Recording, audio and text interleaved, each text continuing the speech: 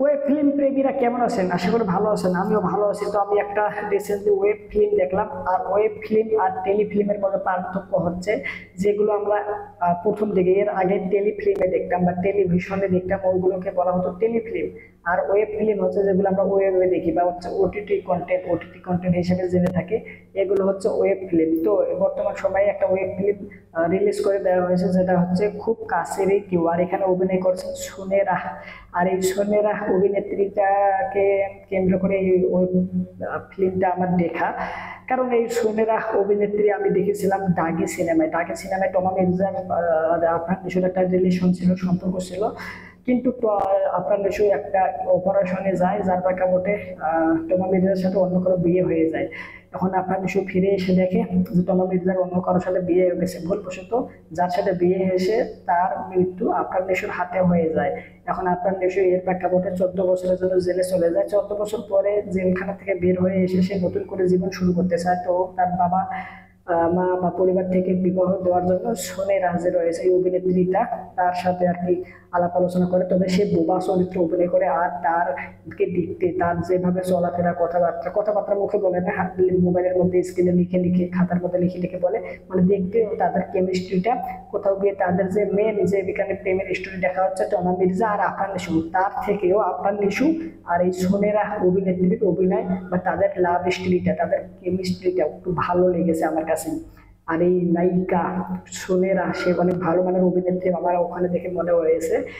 আর এর কাজ এর আগে আমার দেখা হয়নি, তো ওখান থেকে আর কি এনাকে আমার একটু ফলো করা আর কি। এনার যেসব কাজ বর্তমান সময়ে এসেছে আসতেছে, এগুলো আমি দেখতেছি। ওকে। তো বর্তমান সময়ে আপনারা ধরো দেখতে পাচ্ছেন যে এই হচ্ছে ঘটনা। আপনারা চরকি ওয়েব ফিল্ম যে রয়েছে ওটিটি প্ল্যাটফর্ম চরকি, এই চরকিতে আর কি মুক্তি দেওয়া হয়েছে খুব কাছেরই কেউ। তো চরকির আমার সাবস্ক্রিপশন নেওয়া আছে, কিছু সময় আগে নিয়েছিলাম, একবার ফুরাই গেছিল, পরে আবার নিয়েছি, আবার ফুরলে আবার নেই। তো বর্তমান সময় আমি চেক দিলাম, দেখলাম যে হ্যাঁ সাবস্ক্রিপশনের মেয়াদ রয়েছে, যার প্রেক্ষাপটে আমি খুব কাছেরই কেউ দেখলাম। তো এই সোনেরা অভিনেত্রীকে আমি ফেসবুক সহ অন্যান্য সোশ্যাল মিডিয়া ফলো করে, তো উনি এসে বলতেছে যে আমার ওই ফিল্ম খুব কাছের এই মুক্তি পেয়ে গেছে চরকিতে, তো আপনারা যান গিয়ে দেখেন। ওকে, এই কথা আমি আর কি প্রমোশন করতেছে ওনার সোশ্যাল মিডিয়া হ্যান্ডেলসের ভিডিও, রিল, শর্টস বা টিকটকের এইসব মাধ্যমে। তো আমার সামনে আসলো, আমার জানা হলো আর কি, জানতে পারলাম বিষয়টা, যার প্রেক্ষাপটে আমি আর কি দেখে নিলাম। তো এখানে দেখলাম যে এখানে ওনার পাশাপাশি অভিনয় করেছেন ইয়া নাইম নাইম নামে যে অভিনেতা রয়েছে, সোনেরা অ্যান্ড নাইম। ওকে। তো এখানে ওয়েব ফিল্মটা মাত্র 40 মিনিটের। ওকে। আর এটা রান টাইমটা অনেকটাই কম। এখানে যে গল্পটা দেখানো হয়েছে অনেক সুন্দর একটা গল্প। আর সেটা হচ্ছে যে একটা ছেলে আর একটা মেয়ের যখন বিবাহর সময় চলতে থাকে, বিবাহর দু একদিন আগ থেকে বিবাহর পরের দিন সকাল, মানে বিবাহ রাত কেটে যাওয়ার পর যখন সকাল হয়ে যায়, ঠিক এই পর্যন্তই। আর এটুকুর মধ্যে আমার আইটেমটা অনেকগুলো এলোমেলো ক্লিপস মিলিপস লাগাইয়া বড় করা যেত, অনেকগুলো সিকুয়েন্স এক্সট্রা। কিন্তু তারা এই সব কাজ করেনি, তারা সুন্দর করে শুধুমাত্র তাদেরকে সামনে রেখেছে স্ক্রিনে। আমরা শুধুমাত্র ওই নাইম অভিনেতা যে রয়েছে সে আর সোনেরাকে দেখতে পেয়েছিলাম। তাদের যে কেমিস্ট্রিটা খুব ভালোভাবে ফুটিয়ে তোলা হয়েছে। এখানে সিনেমাটোগ্রাফি, কালার গ্রেডিং সব ভিজুয়ালি দেখতে সুন্দর লাগে। আর যেখানে এখানে প্রাকৃতিক দৃশ্যটা, শহরের রাস্তাঘাট, মানে ওভারঅল ক্যামেরা অ্যাঙ্গেল বলে মানে ভিজুয়ালি দেখতে একদম সত্যিকার অর্থে আমার ভালো লাগছে। আর এখানে নাইম ও সোনেরার যে কেমিস্ট্রি, তাদের যে ভালোবাসা, একজন আরেকজনকে দেখে পছন্দ করেছে, তাদের এখন বিবাহ হচ্ছে। ওকে। গতকাল বিবাহ হবে যেদিন, তার গতকাল দিনের বেলা তারা ঘুরতে আসে, ফুসকে আছে, বিভিন্ন কমিটমেন্ট হচ্ছে, একজন আর একজনের সাথে পরিচয় হচ্ছে, ভালো মন্দ জানতেছে, তার কি ভাল লাগে, ছেলেটার কি ভাল লাগে, ছেলে মেয়ের কি ভাল লাগে, এইসব বিষয়বস্তু নিয়ে তারা আর কি ডিসকাস করতেছে। বেশ কিছু প্রমিস আর কি মেয়েটা পছন্দের কথা বলে, আর এই পছন্দগুলোকে আর কি ওই মেয়েটাকে দেওয়া হবে। আর ফুচকা খাইতে চায়, রাত্রেবেলা ফুচকা খাওয়াবে, বিভিন্ন শহর বিদেশ ঘুরতে চায়, দেশের বাইরে ঘুরতে চায়, ট্রাভেল করতে চায়, সেগুলো করাবে। কমিটমেন্ট করে, প্রমিস করে। ওভারঅল তাদের মধ্যে কেমিস্ট্রিতে ভালোবাসাটা সত্যিকার অর্থে সুন্দরভাবে দেখানো হয়েছে। বিয়ের দিন রাতে মানে বন্ধু বান্ধব সাথে এলেমেলো কথা কথাবার্তা বলে এই বিষয়টা এখানে রাখা হয়েছে। এর পাশাপাশি আপনার তাদের যে ইয়াটা বেশ কিছু সারপ্রাইজ যে দেবে ছেলের মেয়েটাকে, ওকে এটাও দেখানো হয়েছে। ইভেন তারা বিয়ের প্রথম রাতে গল্প করতে করতে ছাদের মধ্যে গান শুনে শুনে কাটায় দেয়। ওভারঅল দেখতে সুন্দর লাগছে আমার কাছে, ওকে ভালো লাগছে। তবে এখানে আর কেন জানি না আমার বারবার মনে হচ্ছিল এই বুঝি ঝামেলা বাঁচবে, এই বুঝি ঝামেলা বাঁচবে, এই বুঝি ঝামেলা বাঁচবে, কিন্তু কোনোভাবেই ঝামেলা বাঁচতেছে না। মানে ওয়েব সিরিজটা শেষ হয়ে গেছে কিন্তু ঝামেলা বাজেই নেই।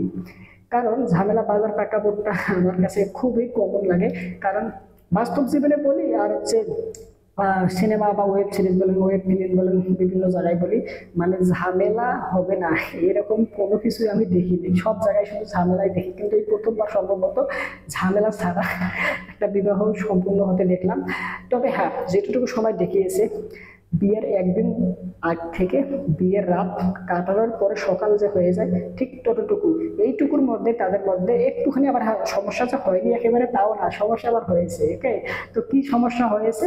মেয়েটা তার এক্স বয়ফ্রেন্ড বলেন বা হচ্ছে তার ভাইয়ের বন্ধু ছিল, ওই ছেলেটা তার গাড়িতে উঠে সে পার্লারে গিয়েছিল, এইটুকু নিয়ে একটা ঝামেলা বাজছিল। তো এখানে যেভাবে আর কি ডিসকাশনটা হয়, এটা আমার ছেলেটা আর কি মনে মনে রাগ করতেছে কিন্তু প্রকাশ করতে পারতেছে না যে তুমি ওই ছেলেকে পছন্দ করতা। ওকে, সেই ছেলেকে বিয়ের দিনে পার্লারে গেছো এর গাড়িতে, ও আবার বিবাহিত, ওর আবার বউ আছে। ওকে, তো মানে তারপরেও আর কি মনে করে সবকিছু জানা শুনে থাকা সত্ত্বেও ছেলেটা একটুখানি মানে মাইন্ড অভিনেতা যে রয়েছে সে একটু মাইন্ড করে মনে মনে, কিন্তু প্রকাশ করতে পারে না। ওকে, কষ্ট পায়।